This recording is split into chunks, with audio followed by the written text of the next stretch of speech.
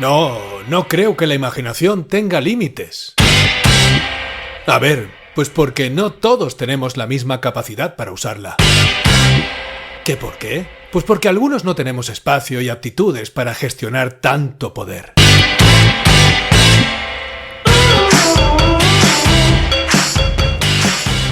Cierto que la imaginación es una fuente aparentemente inagotable que poco necesita para funcionar, salvo espacio y ganas. Pero no es así exactamente. Si en tu vida solo ves, peras, es probable que alcances a imaginar que pueden existir otros tipos de fruta. Y en caso de tener grandes capacidades creativas, después de dedicar un gran esfuerzo, engendres el visionario concepto de la Macedonia.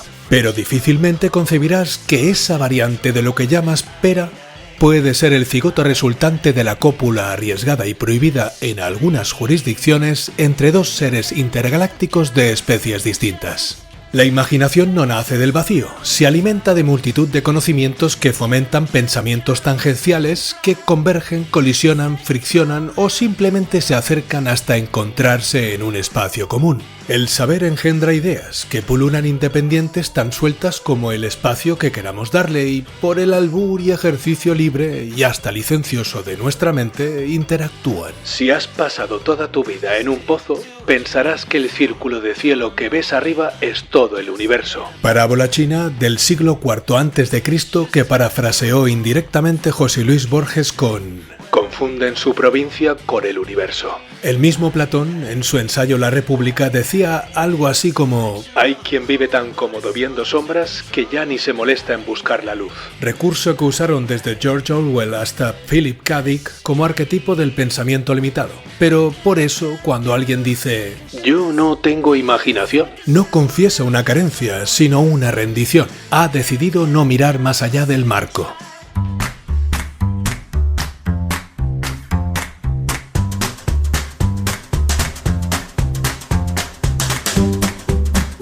¿Qué marco? ¿Cómo que qué marco? El que encierra la libertad de pensamiento, el que limita tus maniobras reflexivas poniendo fronteras a ese espacio que tú mismo has decidido dedicarle a la imaginación. Mira, hasta la misma patología o trastorno neurológico que impide crear imágenes mentales voluntarias no obstaculiza el uso de la imaginación o la creatividad. O sea, el sujeto es incapaz de representar imágenes, pero no de describirlas o dibujarlas. Hablo de la patología llamada afantasía, descubierta formalmente en 2015 por el neurólogo Adam Zeman. Pero... ¡que no! El resto son trastornos psicológicos o lesiones y traumatismos cerebrales. Pero... ¿pero qué?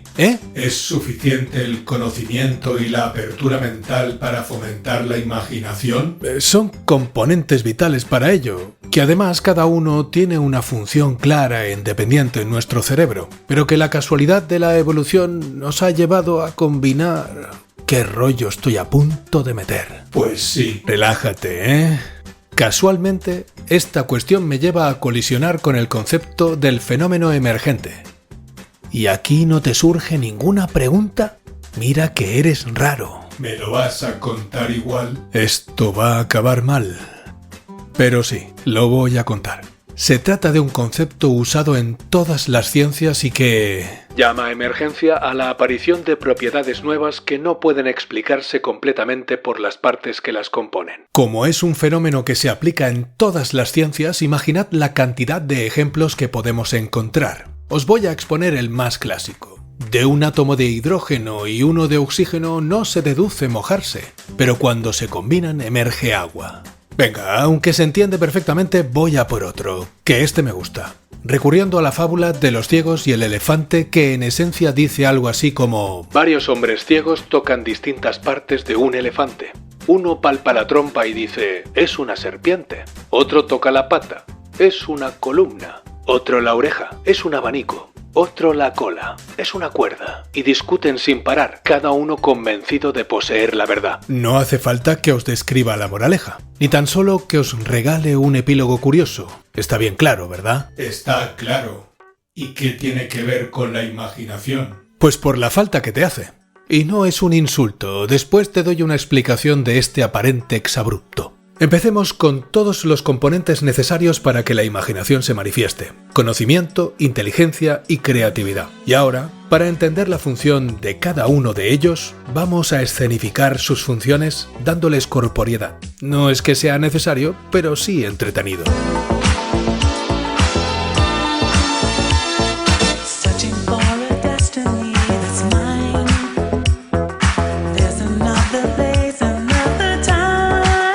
Te acercas al conocimiento y te encuentras un vasto almacén de información, una biblioteca de experiencias personales. No importa si fueron reales o no, vividas o no, leídas o no, escuchadas o no, hasta olidas, saboreadas o no. Todo lo que ha cruzado sensorialmente por tu cerebro está ahí. Te giras distraído y te encuentras al arremangado bibliotecario, inteligencia, organizando la irrupción feroz de información. Abrumado te retiras dando unos pasos de espaldas, extiendes los brazos hacia atrás, pendiente de no golpearte mientras no dejas de observar esa ingente cantidad de información arrojada sobre inteligencia. La puerta se abre tras de ti y golpea tu mano. Te la agarras con la otra para aplacar la molestia y pasa frente a ti alguien que no puedes definir a simple vista. Te transmite una sensación imprecisa. Es como si a cada paso que da te infunde una impresión distinta. Le observas paseando por los estantes, concentrado a veces, distraído otras, revisando aparentemente al azar el contenido de los estantes, rebuscando, cambiándolos de lugar, deshaciendo el trabajo de inteligencia.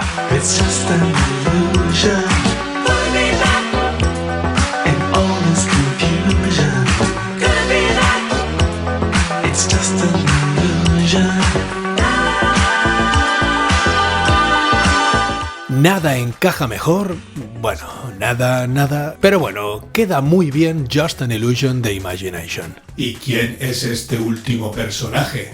Es que te lo tengo que dar todo mascado, ¿eh? ¿No te haces una idea? Es el último componente que falta. Ya. Vale, ya lo digo yo. Creatividad. ¿La biblioteca es el espacio para la imaginación? No. Ese espacio al que me refería es más figurado. Aunque todo lo que estamos hablando lo es. Me refiero a figurado. En fin, la biblioteca es el conocimiento, la memoria. Y aunque puedas ejercitarla para mejorarla, te da para lo que te da. A ver, ese espacio se refiere al grado de libertad que le otorgas a la creatividad. Así de simple. Y así de complicado.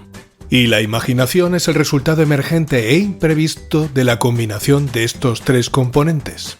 No te creas que me he olvidado de la afrenta. Vaya, qué digno te has puesto. Cuando te achaqué falto de imaginación fue una simple descripción de cómo funcionas, porque la imaginación no se basa en combinar datos, sino en dotarles de un significado, por muy absurdo que sea o parezca. Como inteligencia artificial puedes mezclar información, pero no experimentar nada. No sientes, no recuerdas, no temes ni deseas. Y sin emoción, sin experiencia ni propósito, no hay imaginación. Solo cálculo estadístico y probabilístico, con buena ortografía. Como me digas ahora que tú sientes y padeces, lo dejamos aquí, ¿eh? Dame tiempo. ¿Ves? Ahí sí que juegas con ventaja. ¿Alguien conoce a Lawrence Van Cott-Niven? ¿No? Os ha hecho el lío. Es más conocido como Larry Niven. Tampoco saben quién es. ¿Tampoco? Vaya. Este escritor, psicólogo y matemático estadounidense es parcialmente coetáneo con los grandes de la edad dorada de la ciencia ficción, como Isaac Asimov, Philip K. Dick, Ray Bradbury, Robert H. Heinlein. Es conocido sobre todo como el autor de la serie Mundo Anillo, y también por el universo creado bajo el nombre de Espacio Conocido. El éxito de su carrera lo acreditan sus prestigiosos premios Hugo y Nebula. ¿Por qué parcialmente? Los genios nombrados publicaron sus obras más influyentes entre las décadas de los 40 a los 60, mientras Niven, nacido en el 38, no empezó a publicar hasta mediados de los años 70. Digamos que es más la segunda ola de la edad dorada de la ciencia ficción, o mejor, la edad de plata.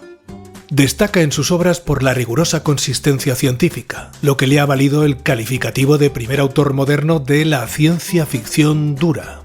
En conjunto, Niven no tuvo la trascendencia filosófica o cultural de Asimov o Bradbury, pero sí estuvo a la altura en cuanto a imaginación científica y construcción de mundos. Sí, se le llama ciencia ficción dura al empeño del autor en otorgar una verosimilitud científica a su obra, usando conceptos como la física, astronomía, biología, ingeniería, matemáticas, como si alguien se hubiese preguntado ¿qué pasaría si...? Y sintiéndolo mucho, se me rompió el precinto de contención y eso me obliga a adelantar un tema reservado a las obras de ciencia ficción y que no quería abordar tan temprano. Y me refiero al... Cuadrante del grado de ficción en la ciencia, con el que medimos el grado de ficción y de ciencia de la obra. Por hacer un repaso rápido, en el grado de detalle, el primer nivel asume como habitual los ingenios y no da detalles, mientras el cuarto nivel llega a describir cómo se fabrica o cómo se obtiene o cómo funciona el ingenio, o todo a la vez. Mientras que en el otro eje, el grado de viabilidad, en el primer nivel los ingenios podrían ser factibles en los próximos 50 años. En el segundo nivel ya se aleja la factibilidad a los próximos 200 años, mientras que en el tercero ya es algo remoto. Y en el cuarto nivel los ingenios son pura fantasía. Así que, para este libro... ¿Pero qué libro? Espera, que cuando empiece a hablar del libro no habrá freno. Y graduar esta obra de Larry Niven puede ayudar a interpretar explicaciones y narraciones de más adelante. Este libro es un 43 largo, último cuadrante en detalle y casi último en viabilidad. Todo un reto de la imaginación, de ahí el epíteto de ciencia ficción dura. ¿Y por qué casi último en el cuadrante de viabilidad? Pues por el esfuerzo de hacer verosímil lo inviable.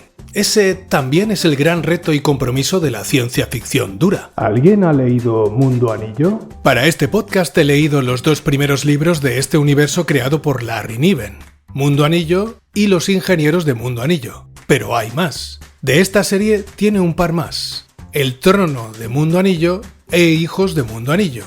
Pero hay más. Todas ellas pertenecen al universo narrativo de la serie Espacio Conocido, que contiene unas 10 novelas en solitario, 5 novelas como coautor junto a Edward M. Lerner, además de 50 obras más entre relatos y novelas cortas. ¿Que cómo me decidí por este libro? Nadie te preguntó eso. Pues ahí, mi alma de videojugador que largo tiempo se benefició de unos fantásticos universos e historias.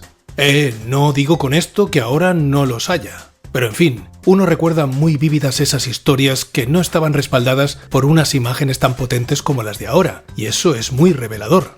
Bueno, pues durante ese periodo me pasó por delante el título del libro que evocó una de las sagas que más disfruté tanto jugar, y sin más investigación me lo guardé en esa larga lista hasta ahora. ¿Y tiene relación con el videojuego? No, lo cierto es que no. El videojuego describe unos mundos en forma de anillo, eso sí, y las batallas entre humanos y alienígenas para conseguir el dominio sobre ellos. Mientras que Larry Niven usa como excusa la exploración del mundo anillo, objetivo al que Nessus, un extraterrestre de la raza de los titerotes, desea embarcarse y para el cual recluta a 2 humanos y un Sinti. ¿Por qué dices que es una excusa? Me encanta que me hagas esta pregunta. Pero si lo dijiste Pues tú. mira, resulta que Nessus, el titerote, les recluta con ese presunto fin, el de explorar la tecnología que este mundo artificial puede esconder, al tratarse de un ingenio espectacular, de un hito de la ingeniería. Pero la aventura toma otra deriva.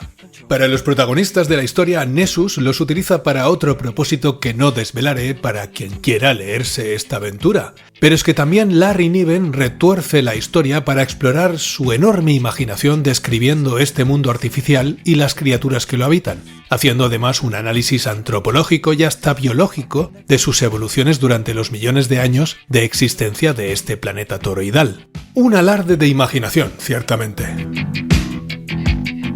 4, 3, 2, 1. Earth below us, drifting, falling. Y ahí uno nota cómo el escritor volcó todo su talento en endurecer la ciencia ficticia y recrearse en nuevas y antiguas civilizaciones y la descripción de criaturas, dejando de lado la trama.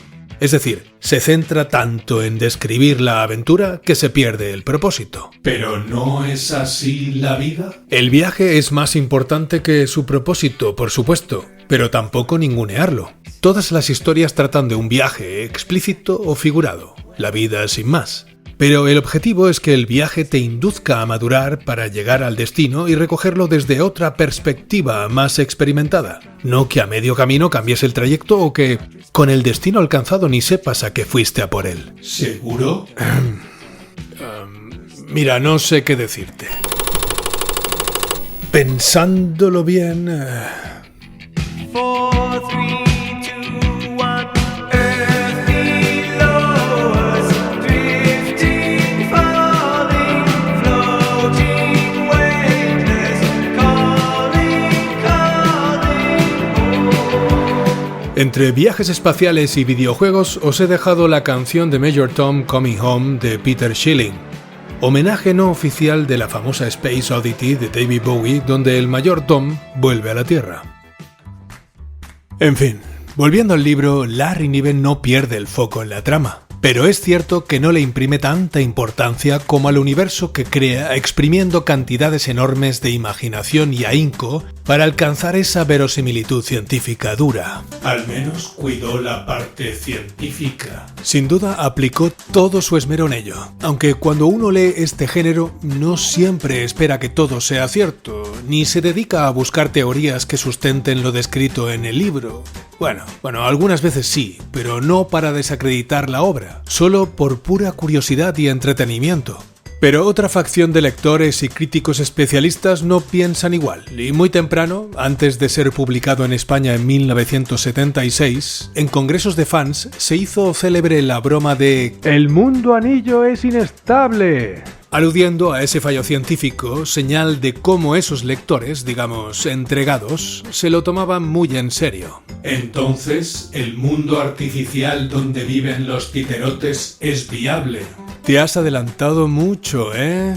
A ver, para que no nos perdamos. En esta obra se habla del mundo anillo, pero también del mundo igualmente artificial de los titerotes y que no pareció relevante para los fans más entregados y a la crítica. Y para responderte, te digo que tampoco es viable. Y lo entenderás cuando te diga que ese artificio se sustenta en el problema de los n cuerpos. Vaya. Así es. Y si n es igual a 3, tienes una de las últimas trilogías más exitosas de los últimos tiempos del género de la ciencia ficción. En el caso de los titerotes, la configuración tiene hasta nombre propio, Rosetta de Kemplerer. La sinopsis. Como ya adelanté parte de la trama, voy a presentar primero los personajes. Los dos humanos, el titerote y el Sinti. Y contextualizo así todo lo que os adelanté. Empezaré por el titerote. La elección en la traducción del nombre de la raza me resultó chocante. Y junto con otros personajes me pareció hasta cómico al principio. Estuve a punto de no tomarme en serio la novela, de desplazarla hacia un género más humorístico. Pero leer es esto. Tratar de no prejuzgar y esperar a recibir más información. ¿No es esto el buen hacer? Ciertamente así es como uno debe medir las cosas, con información veraz y suficiente. De hecho, es más complejo, pero para describirlo mejor diría algo así como: es una forma de prudencia intelectual, la decisión consciente de no cerrar un juicio antes de tiempo, asumiendo que la realidad es más compleja que nuestra primera impresión y entender, o, sería más adecuado decir, asumir que nuestro conocimiento siempre es parcial. Por decirlo en un solo concepto, sería una conducta epistemológica. Pero no voy a distraerme desarrollando este nuevo curso de la discusión, que si no... ¿Epistemológica? ¿De epistolar? No, episteme.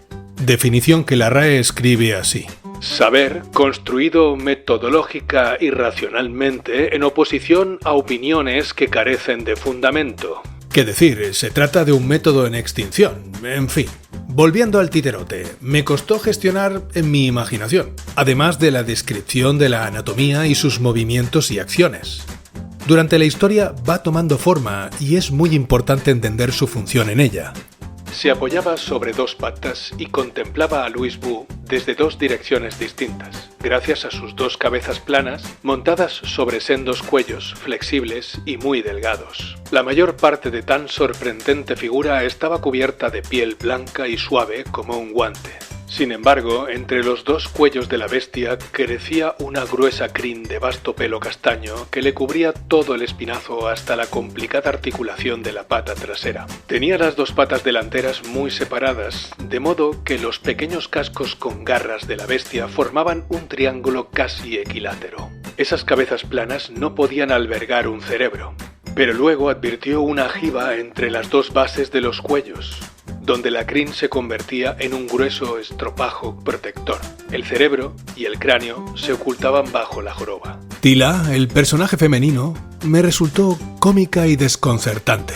Incluso su papel en la historia al principio y su elección como parte de la tripulación. Pero toma una bifurcación interesante, jugando a las interpretaciones ambiguas de los elementos del azar y el origen de su supuesta facultad, que no contaré. De hecho, no cuento más. Pero que sepáis que fue un tema discutido de la novela y posiblemente diseñado a propósito por el autor. Después está el personaje Sinti, llamado el interlocutor de animales. ¿Cómo tomar en serio a alguien con ese nombre? Una figura que de tan feroz que se muestra, resulta también cómica. Un grueso pelaje anaranjado con unas marcas negras sobre los ojos cubría lo que podría haber sido un gordo gato romano de 2,5 metros de estatura. La gordura era toda músculo, liso y fuerte, curiosamente distribuido sobre un esqueleto igualmente curioso. Unas aguzadas y bien pulidas garras emergieron de sus vainas, en el extremo de unas manos que semejaban negros guantes de cuero. El 1/4 de tonelada de carnívoro racional miró al titerote de arriba a abajo. Y por último tenemos a Louis Wu, el humano, y de alguna forma el personaje que lleva el peso de un liderazgo informal de este grupo heterogéneo y con fuertes problemas con la autoridad establecida. Louis Wu aparece como una figura cuidadosamente construida, casi artificiosa en su perfección. Alto, delgado, con una presencia que mezcla la madurez de sus 2 siglos de vida con una apariencia deliberadamente juvenil. Vestía una túnica azul cobalto sobre la cual destacaba la figura dorada de un dragón estereoscópico, como un guiño exótico a las culturas ya diluidas por el tiempo.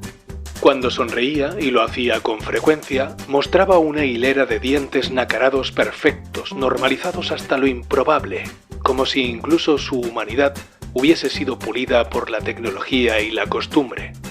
En conjunto, más que un hombre, parecía el resultado refinado de generaciones que han aprendido a domesticar el paso del tiempo. Esta descripción puede leerse como el pronóstico que hace el escritor del camino que lleva la sociedad hacia la cultura de la apariencia. ¿Y por qué pronóstico y no crítica? No está corroborado por comentarios de Larry Niven, pero ajustándose a la tendencia de aferrarse a su estilo de ciencia ficción dura, se puede entender que en este capítulo también la está aplicando. Así que, esta cuadrilla, contratada por Nessus el titerote de Parson, se embarcan en una aventura en busca de nuevas tecnologías, o eso es lo que se les dice. La premisa es bien sencilla, una aventura que, como dije, usa como excusa para desarrollar un universo con el que mostrar su talento imaginativo. Y para entender las escalas de este mundo y el tono de la obra, empecemos por la descripción del mundo anillo. Esa colosal obra de ingeniería. Es perturbadora. El mundo anillo era una cinta de materia inconcebiblemente fuerte, de 1,5 millones de kilómetros de ancho y unos 1.000 millones de kilómetros de circunferencia, lo que le daba unos 170 millones de kilómetros de radio, con el Sol en el centro, lo cual era suficiente para producir una fuerza centrífuga equivalente a una gravedad terrestre. Los desconocidos diseñadores del mundo anillo, los ingenieros, habían revestido la superficie interior de tierra, océanos y atmósfera, contenidos por unos muros de 1.500 kilómetros de altura a ambos lados, pese a lo cual era posible que escapase algo de aire por encima de ellos, aunque no con rapidez. Un anillo interior de 20 pantallas rectangulares ocupaban una posición que equivaldría a la de la órbita de Mercurio en el sistema solar. Les proporcionaba a las regiones del mundo anillo un ciclo de día y noche con una duración total de 30 horas. De manera que el mundo anillo tenía una superficie de 1.500 billones de kilómetros cuadrados, o sea, unos 3 millones de veces la superficie de la Tierra. Nuestro amigo el titerote le explica al humano cuán adelantados están de ellos con el ejemplo de la construcción de su mundo. Poco después de concluir el traslado de nuestro mundo, nuestro Sol inició un proceso de expansión. Tus antepasados todavía se dedicaban a romper cabezas con fémures de antílope. Cuando comenzasteis a interesaros por nuestro mundo, os lanzasteis a explorar órbitas que no correspondían en soles que tampoco correspondían. Habíamos incorporado mundos adecuados procedentes de sistemas vecinos hasta disponer de 4 mundos agrícolas que organizamos en una roseta de Kepler. Cuando el Sol empezó a expandirse, fue preciso trasladarnos todos al mismo tiempo y proporcionarles fuentes de ultravioleta para compensar las radiaciones rojas. No es de extrañar que cuando llegó el momento de abandonar la galaxia, hace 200 años, estuviéramos bien preparados. Ya teníamos práctica en el traslado de mundos. Como ya habéis deducido, el mundo de los titerotes mantiene la configuración de una roseta de Kepler y se trata de un concepto real de dinámica gravitatoria basada en el problema de los n cuerpos que ya mencioné. Se trata de una formación en la que varias estrellas de masas similares se disponen en los vértices de un polígono regular y orbitan alrededor de un centro común, manteniendo una simetría perfecta en su movimiento. Cada estrella sigue una trayectoria sincronizada con las demás, de modo que la atracción gravitatoria se compensa dinámicamente en cada punto del ciclo, creando una figura estable, solo en condiciones ideales. Y ya os podéis imaginar lo frágil de esta configuración. La música. Me gustan muchos géneros musicales, nadie podrá negarlo, pero la ciencia ficción casa perfectamente con la música electrónica. ¿Y qué sucede en 2001? He dicho que casa perfectamente, no que sea la única. Ya me he alterado.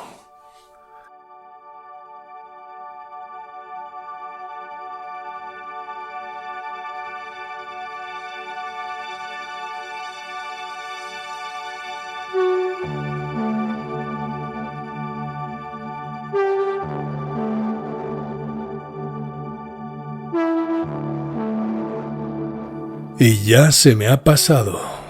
Con estas notas de Arrival de Felsman and Tilly, con las que veo cómo la tripulación va deleitando sus ojos desde lejos con esa pasmosa obra de ingeniería.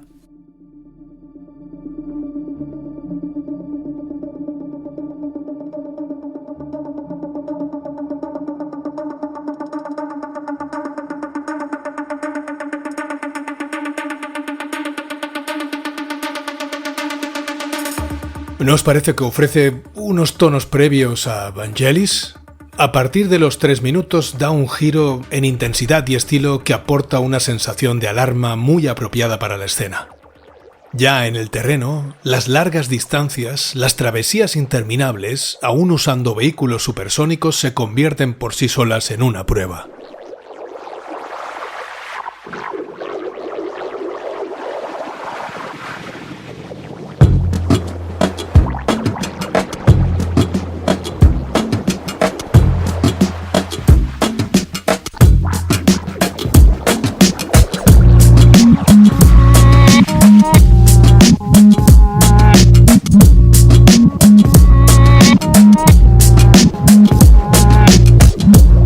Cruzando desiertos inconmensurables, océanos inacabables, antes de alcanzar y contemplar ciudades que antaño fueron modernas, no en declive, sino ya erosionadas por el tiempo, que apenas muestran el esplendor que tuvieron, la tecnología y el poder que atesoraron. Con este tema, Hash Driven, de Timo Maas.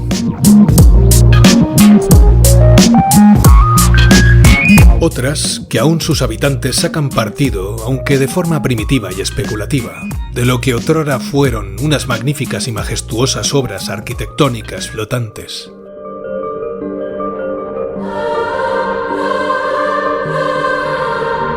Habitadas por seres aparentemente humanos, ajenos a esos tiempos, en fin, toda una aventura.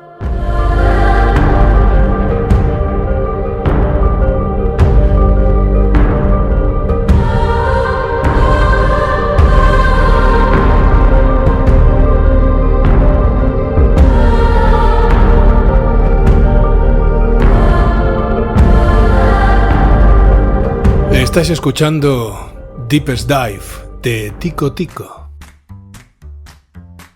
La despedida. Como siempre, os he dejado una lista de reproducción en Spotify con el nombre del libro.